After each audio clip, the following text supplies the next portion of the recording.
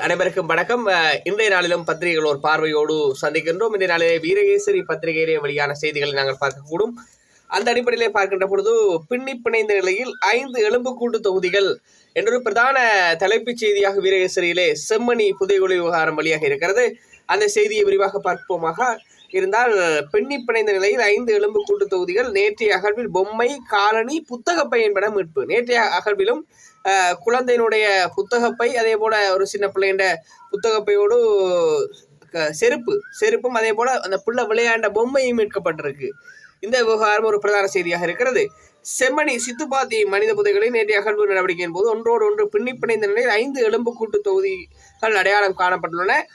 செம்மணி மனித புதைகளில் 2ஆம் கட்ட அகழ்வு பணியின் 6ஆம் நாள் நேற்றைய தினம் செவ்வாய்க்கிழமை முன்னெடுக்கப்பட்ட போது இவை மீட்கப்பட்டிருப்பதாக செய்திகள் வெளியாக இருக்கிறது. இன்னொரு செய்தி வெளியாக இருக்கிறது. நிபந்தனைகள் இன்றியே இலங்கைக்கு உதவுகிறோம், பதிலுக்கு நாங்கள் எதையும் கேட்பதில்லை என்கிறார் இந்திய உயர்ஸ்தானிகர் சந்தோஷ் ஜா என்ற செய்தி வெளியாக இருக்கிறது. இந்தியாவின் உயர்ஸ்தானிகர் சந்தோஷ் ஜா சொன்ன செய்தி தான் அந்த செய்தி.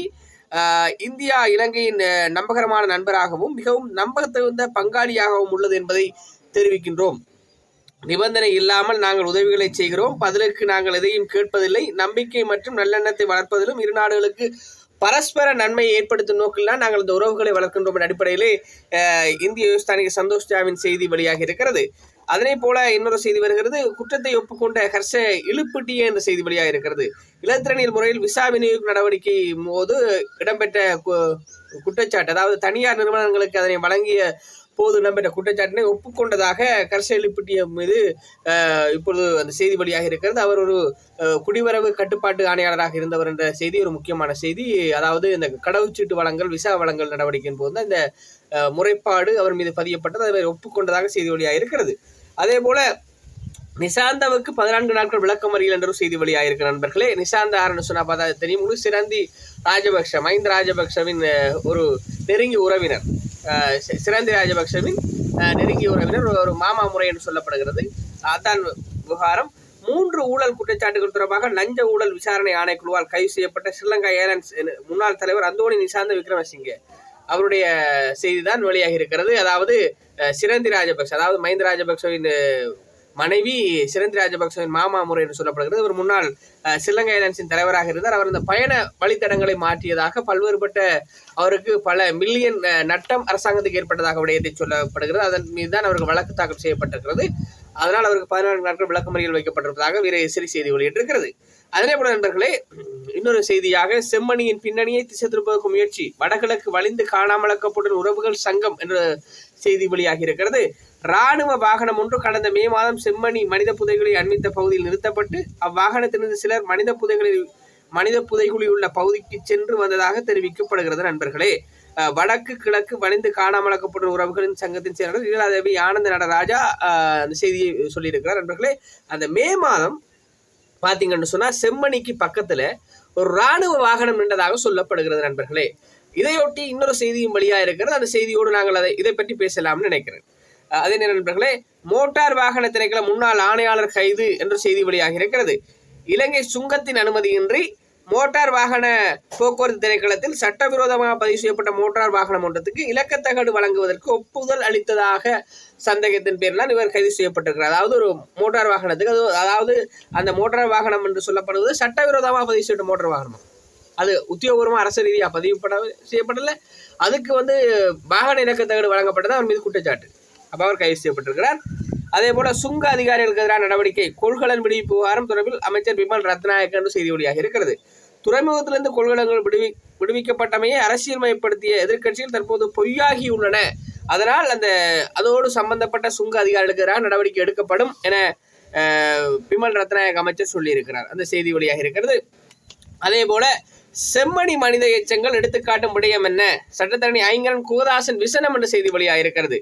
செம்மணியில் தற்போது கண்டெடுக்கப்படும் குழந்தைகள் மற்றும் சிறுவர்கள் உள்ளிட்ட பலரது எலும்புக்கூடுகள் தாம் மனம் திருந்தியவர்கள் என்பதை தென்னிலங்கையர்கள் மீண்டும் ஒரு முறை மறங்கடித்து விட்டதாக அந்த செய்தியை சொல்கிறார். நண்பர்களே, அவர் என்ன சொல்றார், அதனுடைய செய்தி, அதாவது தென்னிலங்கை மக்கள் நல்லிணக்கத்துக்கு வந்திருக்கிறாங்க, அவங்க தமிழ் சிங்கள பிரச்சனை இல்லை என்ற விவகாரம் எப்போ வந்ததுன்னு சொன்னா கோட்டா கோகம அதோட எல்லாரும் உண்டாயிட்டாங்கன்ற ஒரு விஷயம் தான் வந்தது.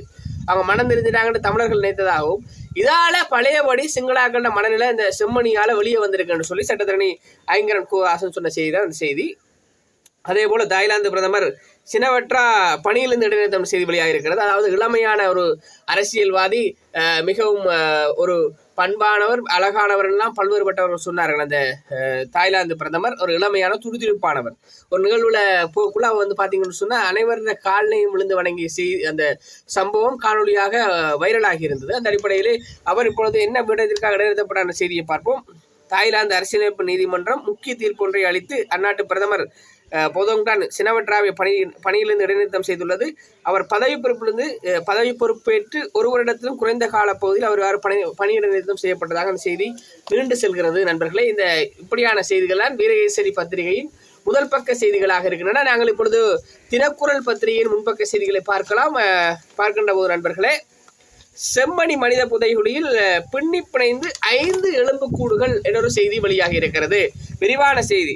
சட்டத்தரணி ரணிதா ஞானராஜா தெரிவிப்பு செய்தி வெளியாக இருக்கிறது. நாங்கள் வீரகேசரியில் பார்த்ததை போல சிறு குழந்தையின் எலும்புக்கூட்டுடன் சப்பாத்து, குழந்தைகள் விளையாடும் சிறிய பொம்மையும் அகழ்ந்தெடுப்பு செய்தி வெளியாக இருக்கிறது. செம்மணி மனித புதைகுழியில் புதிதாக 5 வரையான மனித எலும்புக்கூடுகள் ஒன்றுடன் ஒன்று பின்னி பிணைந்ததாக காணப்படுகிறது. அதனுடன் எண்ணிக்கையை சொல்ல முடியாத குழப்பமான நிலை காணப்பட்டதாக சொல்கிறார். அதாவது இந்த 5 எலும்புக்கூடுகளும் பின்னி பிணைந்திருக்கிறபடியா எண்ணிக்கையை சொல்லலாம்னு சொல்லி சட்டத்தரணி சொல்லியிருக்கிறார். செம்மணி மனித புதைகுழி அகழ்வு தொடர்பாக நேற்று செவ்வாய்க்கிழமை ஊடகங்களுக்கு கருத்து தெரிவித்த போது அவர் தெரிவித்த விடயம் அது அந்த செய்தியாக இருக்கிறது நண்பர்களே. அதே போல இந்த நான் சொன்னேன் ஏற்கனவே ஒரு செய்தியோடு சம்பந்தப்பட்ட செய்தி என்று சொல்லி அந்த செய்தியின் விரிவு வருகிறது. செம்மணி மனித புதைகுழி இறப்புகளுக்கு யாருடைய துப்பாக்கிகள் காரணம் என தெரியாது என்ற செய்தி வெளியாகி இருக்கிறது. புதைகுழி இறப்புகளுக்கு யாருடைய துப்பாக்கிகள் காரணம் என தெரியாதுன்னு சொல்லி விமல் வீரவன்ச செய்தி வெளியிட்டிருக்கிறார். செம்மணியின் புதைகுழியிலிருந்து புத்தகப்பை ஒன்று கிடைத்ததை போன்று இன்னும் தோண்டி கொண்டு போனால் ராணுவ சிப்பாயின் உலோக சின்னங்களும் வெளிவரலாம் என்ற செய்தி வெளியாகிருக்க சொல்ற நண்பர்கள் என்னன்னு சொன்னா, ராணுவ சிப்பாயின் உலோக சின்னங்களும் வெளிவரலாமும் இலக்கத்தகடு குறித்து. அப்படி வந்தா அதில் விசாரணை வேற மாதிரி போகும். அவர் என்ன சொல்ல வராருன்னு சொன்னா, பிள்ளைகள பேக்கோட பிள்ளைகள் கொல்லப்பட்டதை போல இராணுவத்தினரும் கொல்லப்பட்டிருக்கலாம் என்று சொல்வதன் மூலம் சொல்ல வராருண்டா செம்மணி புதைகுழியை விடுதலை புலிகள் செய்திருக்கலாம் என்ற செய்தியை தான் சொல்ல வரார். என்னன்னு சொன்னா, அவர் உண்மையாவே நண்பர்களே வடக்கு கிழக்குல அதுவும் செம்மணி, அரியாலை போன்ற பிரதேசங்கள்ல முற்றுமுழுதாக தமிழர்கள் வாழ்ந்தது சகலருக்கும் தெரியும், உலக மக்களுக்கும் தெரியும். ஆனா அவர் வருகிறார் இதுல இராணுவத்தினரும் கொல்லப்பட்டிருக்கலாம் என்ற செய்தியை ஒரு திசை திருப்பும் செய்தியாக விமல் வீரவன்ச சொல்லியிருக்கிறார், மஹிந்தவின் சகா. ஆனால் உலகம் முழுவதும் அந்த இடத்துல யார் வாழ்ந்தது என்று சொல்லி தெரியும். அந்த அடிப்படையில் அவர் அந்த செய்தியை சொல்லியிருக்கிறார். ஒரு முரண்பட்ட செய்தியாக அது அவர் அரசியலுக்காக செய்திருக்கார். உலக காலம் அவர் முன்னுக்கு வரையில் மஹிந்த ராஜபக்சேவோடு ஒட்டி கொண்டிருந்தார், கோட்டாவோடு ஒட்டி கொண்டிருந்தார். இப்பொழுது அவர் நட்சத்திரத்திலே களமிறங்கிய ஒருவர், அதாவது தின தொலைக்காட்சியின் உரிமையாளர் திலித் ஜாவீரோடு ஒட்டி கொண்டிருக்கிறார். இப்பொழுது அவர் அந்த அரசியலுக்கான செய்தி சொல்வதை போலதான் தெரிகிறது. அது ஒரு புறம் இருக்க நண்பர்களே. இன்னொரு செய்தியாக, பொது மன்னிப்பில் வந்தவர் அமைச்சரின் உதவியாளர், இதுவரை அவர் கைதாகவில்லை. வீரவன்ச சொல்லி அதே வீரவன்ச தான். அதாவது அனுராதபுரம் சிறைச்சாலையில் இருந்து பொது மன்னிப்பில் விடுதலை செய்யப்பட்டதாக கூறப்படும் கைதி தற்போதைய அரசாங்கத்தின் அமைச்சர் ஒருவரின் உதவியாளர் என்ற விடயத்தை சொல்லியிருக்கிறார். அது உங்களுக்கு தெரியும், கடந்த காலங்களிலே வைரலாகி இருந்தது, மிகவும் பிரபலம் அடைந்திருந்தது. அதாவது அனுராதபுரத்திலே ஒரு கைதி விடுவிக்கப்பட்ட சம்பவம். அதாவது ஜனாதிபதியின் பொது மன்னிப்பில் என்று சொல்லி விடுவிக்கப்பட்டார். ஆனால் அவரின் பெயர் ஜனாதிபதி கையெழுத்திட்ட ஆவணத்திலே இல்லை என்ற விவகாரம் பரவலாக விரிவடைந்திருந்தது. செய்தி சகலருக்கும் தெரிந்த விடயம். அதே போல போலீஸ் அதிகாரியை மிரட்டிய அரசு எம்பி 5 போலீஸ் அதிகாரிகளுக்கு இடமாற்றம் என்ற செய்தி வெளியாக இருக்கிறது. அதாவது தேசிய மக்கள் சக்தியின் களுத்துறை மாவட்ட பார்லமெண்ட் உறுப்பினர் ஒருவர் போலீஸ் சார்ஜென்ட் ஒருவரை அச்சுறுத்திய சம்பவம் தொடர்பாக போலீஸ் பதிவு புத்தகத்தில் பதிவு செய்த வெளிப்பண்ண போலீஸ் நிலைய அதிகாரி ஒருவர் இடமாற்றம் செய்யப்பட்டுள்ளதாக செய்திகள் வெளியாக இருக்கின்றன. பாருங்க நண்பர்களே, இந்த அரசாங்கத்தில் இந்த செய்திகள் தொடர்கின்றன. அதாவது 5 போலீஸ் அதிகாரிகளுக்கு இடமாற்றமா. அதாவது ஒரு எம்பி ஒரு ஆள் மிரட்டி இருக்கிறார். மிரட்டிய செய்தியை வந்து அந்த பதிவு புத்தகத்தில் அந்த போலீஸ் அதிகாரி பதிவு செய்திருக்கார். அதுக்காக 5 பேர் இடமாற்றமா. இந்த அரசாங்கத்திலும் இப்படியான சம்பவங்கள் நிகழ்கின்றன என்ற விடயத்தை சொல்லிக் கொள்கின்றோம். அதே போல பஸ் கட்டணங்கள் 0.55 வீதத்தால் குறைப்பு என்ற செய்தி வெளியாக இருக்கிறது. இன்னொரு விடயம் நண்பர்களே, பொது மன்னிப்பில் வந்தவர் அமைச்சரின் உதவியாளர் என்ற செய்தியை பார்த்திருக்கிறோம். அதே போல எரிவாயு விலையில் திருத்தம் இல்லை என்ற செய்தி வெளியாக இருக்கிறது. ஜூலை மாதத்துக்கான உள்நாட்டு சமையல் எரிவாயு விலையில் எந்த திருத்தமும் ஏற்படாது என்று லிட்ரோகேஸ் லங்கா லிமிடெட் நிறுவனம் அறிவித்துள்ளதாக செய்தி வெளியாக இருக்கிறது. இன்னொரு செய்தி, முக்கியமான செய்தி பாருங்கள் நண்பர்களே, கட்டமிடப்பட்ட செய்தியாக வெளியாகி இருக்கிறது. ஓமந்தை விகாரை அமைக்க முயற்சி என்ற செய்தி வெளியாக இருக்கிறது. அதாவது ஓமந்தையில் விகாரை அமைக்க முயற்சி, காணியை அபகரித்த போலீசார் என்ற செய்தி வெளியாக இருக்கிறது. வவுனியா ஓமந்தை போலீஸ் நிலையத்துக்கு அருகில் தனியார் ஒருவருக்கு சொந்தமான காணியை போலீசார் அபகரித்து விகாரை அமைப்பதற்கு முயற்சிப்பதாக தெரிய வருகிறது. ஏனையின் வீதியில் ஓமந்தை போலீஸ் நிலையத்துக்கு அருகாமையில் உள்ள தனியார் ஒருவருக்கு சொந்தமான காணியை நேற்று முன்தினம் திங்கட்கிழமை துப்புரவு செய்த ஓமந்தை போலீசார் அந்த இடத்தில் விகாரை ஒன்றினை அமைப்பதற்கு முயற்சிகள் மேற்கொண்டு வருவதாக அப்பகுதி மக்கள் தெரிவிக்கின்றனர் என்ற செய்தி விரிவான செய்தியாக வந்திருக்கிறது. ஒரு முக்கியமான செய்தி.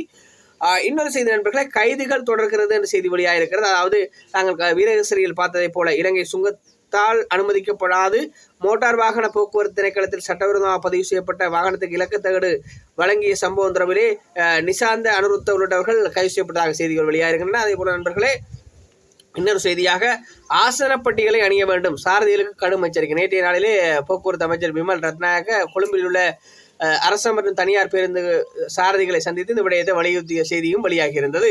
அதே போல கொழும்பு மத்திய தபால் நிலையத்துக்கு தபால் பொதியில் வந்த தானியங்கி துப்பாக்கி 5 தோட்டாக்களும் இருந்தன. நண்பர்களே, பரபரப்பு செய்தி பாருங்க. கொழும்பு மத்திய தபால் நிலையத்துக்கு அனுப்பப்பட்ட ஒரு பொதியில் தானியங்கி துப்பாக்கி மற்றும் 5 தோட்டாக்கள் அடங்கிய பொருட்களை கைப்பற்றியுள்ளதாக கோட்டை போலீசார் தெரிவித்துள்ளனர். நண்பர்களே, இப்படி தபால் ஊடாக போதைப் பொருள் மற்றும் துப்பாக்கியில் வர செய்திகளும் நின்று செல்கிறது. நண்பர்களே, இதுவும் இந்த அரசாங்கத்திலும் தொடர்கிறது. அதே போல 219 உள்ளாட்சி சபைகளில் தேசிய மக்கள் சக்தி ஆட்சி, 87 ஐக்கிய மக்கள் சக்தி, 18 வாக்கெடுப்பு ஒத்திவைப்பு என்ற செய்தி வெளியாக இருக்கிறது. அதே போல வவுனியாவில் 24,000 ஏக்கர் காணி விடுவிக்கப்படும், காணி பிரதி அமைச்சர் சுசில் தெரிவிப்பு என்ற செய்தி வெளியாக இருக்கிறது. சுமந்திரனின் வழக்கால் காணி உறுத்து தொடர்பான வர்த்தமானம் நிறுத்தப்பட்டாலும் அரசு உத்தியோகத்தர்களாக வவுனியா மாவட்டத்தில் பொதுமக்கள் மத்தியில் இது தொடர்பான விழிப்புணர்வை ஏற்படுத்தி காணி உறுதி தொடர்பான பிரச்சனைகளை முடிவுக்கு கொண்டு வருவோம் என்று விவசாய காணி நீர்ப்பாசன பிரதி அமைச்சர் சுசில் ரணசிங்க சொன்ன செய்தி வெளியாக இருக்கிறது. அதே போல நான் உங்களுக்கு நேற்றைய நாளிலே சொல்லியிருந்தேன், காணி அதாவது முன்னாள் அமைச்சர் காமினி லோக்கிகே காலமானார். அதாவது இவர்தான் காமினி லோக்கிகே, அவர் காலமான செய்தி வந்திருக்கிறது. முன்னாள் அமைச்சரும் ஸ்ரீலங்கா பொதுஜன பெரமுனையும் முன்னாள் பார்லமெண்ட் உறுப்பினருமான காமினி லோக்கிகே காலமான செய்தி வெளியாக இருக்கிறது. அவர் அதாவது பொதுஜன பெரமுனவோடு மிக அதிகமாக நெருக்கமாக இருந்தவர். மஹிந்த ராஜபக்சவின் ஆதரவாளர், கோட்டாபய ராஜபக்சவின் ஆதரவாளர், மஹிந்த குடும்பத்தின் ஆதரவாளராக இருந்தவர்களே. இப்படியான செய்திகள் இன்றைய நாளிலே வெளியாக இருக்கின்றன. செய்தியும் செய்தி பின்புலத்தோடு இன்றைய நாளிலும் உங்களை சந்தித்திருக்கிறோம். மீண்டும் ஒரு காணொலியில் சந்திப்போம் நண்பர்களே. நன்றி, வணக்கம். நான் உங்கள் செந்தூரன்.